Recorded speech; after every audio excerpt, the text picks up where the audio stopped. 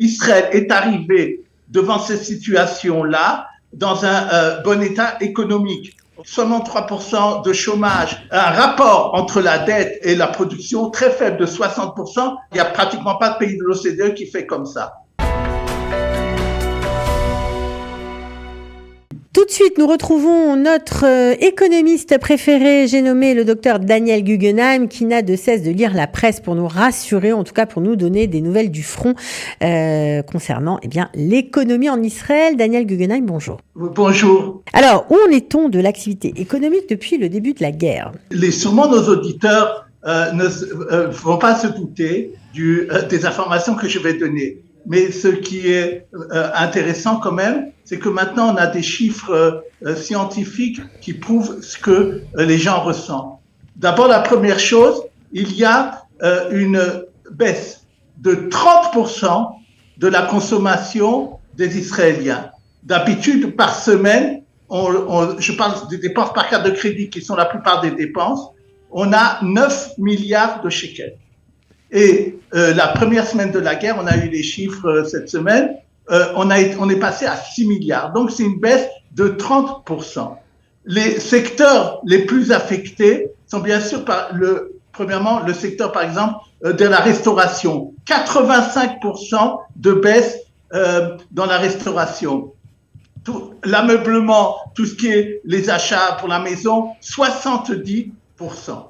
Au contraire, et c'est bien entendu, et c'est attendu, augmentation très importante de tout ce qui est l'achat de nourriture, 45%, et également pour les voyages, de 100%, puisqu'il y a eu énormément de gens qui ont voyagé ces derniers temps d'un côté ou de l'autre, et d'ailleurs, d'après ce que j'entends, maintenant ça va se calmer, puisque apparemment le pont aérien a été fait. Donc ça, c'est au niveau des chiffres de la consommation. Les industriels aussi ont publié les chiffres par rapport aux pertes du fait que les gens ne peuvent pas arriver au travail. On estime que 67% des activités, des sociétés, des affaires ne peuvent pas marcher à l'heure actuelle. C'est très, très important. Et d'ailleurs, on parle de plus de 1 million de personnes qui ne peuvent pas aller au travail. Il faut dire que également le fait que l'éducation ne marche pas ou très peu en ce moment fait que beaucoup de gens ne peuvent pas partir au travail en dehors du fait qu'ils seraient appelés à l'armée ou d'autres raisons. Et donc ça c'est également important de le noter. Et donc les chefs de l'industrie, de l'économie sont réunis avec Smotrich et eux ils ont parlé du fait même que les gens ne sont pas venus au travail, c'est une perte de production et pour l'industrie et pour l'économie autour déjà de 5 milliards de shekels. Et ils parlent même que seulement pour la première semaine de la guerre. Et bien entendu, ces chiffres risquent de s'aggraver si le conflit perdure. Alors, si le conflit perdure, Daniel, est-ce que l'État d'Israël sera capable d'absorber une telle perte ? C'est important de le souligner. C'est vrai que hier, il y a une entreprise de notation qui s'appelle Fitch qui a dit que à cause de la guerre, il va sans doute baisser sa note. On appelle ça un mauvais horizon. Mais en vérité, ce qui se passe, c'est la chose suivante, c'est que Israël est arrivé devant cette situation-là dans un bon état économique. On en a parlé souvent dans nos chroniques. Seulement 3% de chômage. Un rapport entre la dette et justement et la production très faible de 60%. Il y a pratiquement pas de pays de l'OCDE qui fait comme ça. Il y a par exemple pour les choses dont j'ai parlé, les dégâts parlés, il y a déjà 18 milliards de shekels qui sont de façon normale mis en réserve pour ce genre de situation. Donc il y a de l'argent pour ça. Okay. On estime que le déficit du budget passerait de l'ordre de 1,5% à 3% seulement à cause de ces événements-là. Bien entendu, c'est la prévision actuelle au niveau si c'est un conflit qui ne dure pas trop longtemps et qui on espère ne s'étendra pas. Alors, on va continuer, Daniel, avec les dédommagements. Vous en avez brièvement évoqué l'idée. Dédommagement et allègement pour la population. On imagine bien que c'est une mesure ce sont des mesures très attendues. On veut savoir, à quoi les gens vont avoir droit. Alors, j'en ai vraiment dit un mot la semaine dernière. Il y a eu quelque chose de plus qui est arrivé cette semaine. Et c'est normal aussi parce qu'il y a du temps et ça commence à s'organiser. Je voudrais d'abord parler pour ce qui est des dédommagements. Le gouvernement a déjà fait passer des avances pour les gens dont les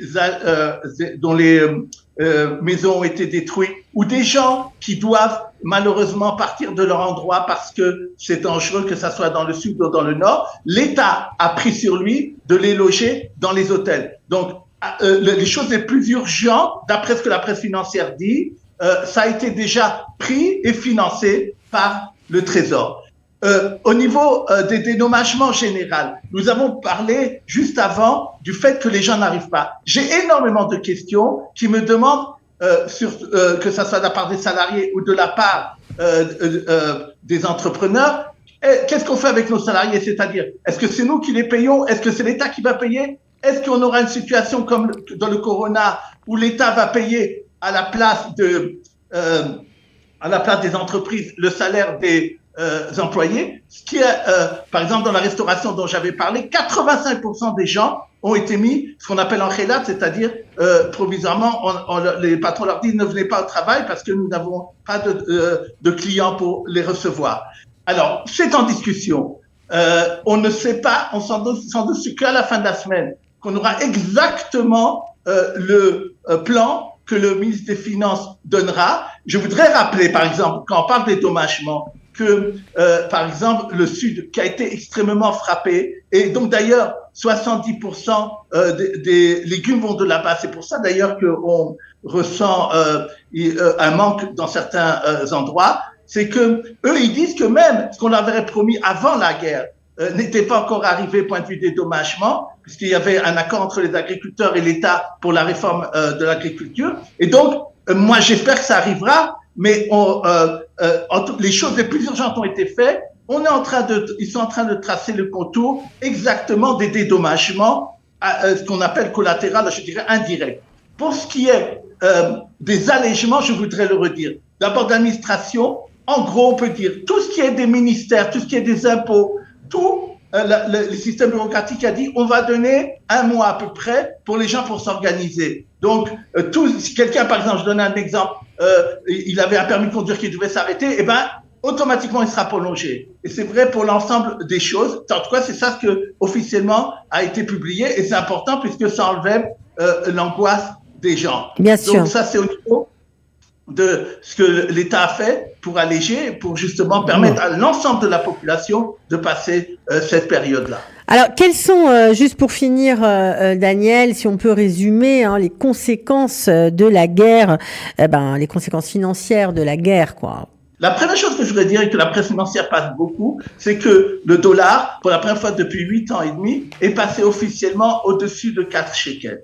Et ça étonne énormément les gens parce que le directeur de la Banque d'Israël avait dit tout de suite, au début, le deuxième jour de la guerre, qu'il va intervenir massivement sur le marché jusqu'à 30 milliards de shekels pour soutenir le shekel. Et il ne l'a pas fait.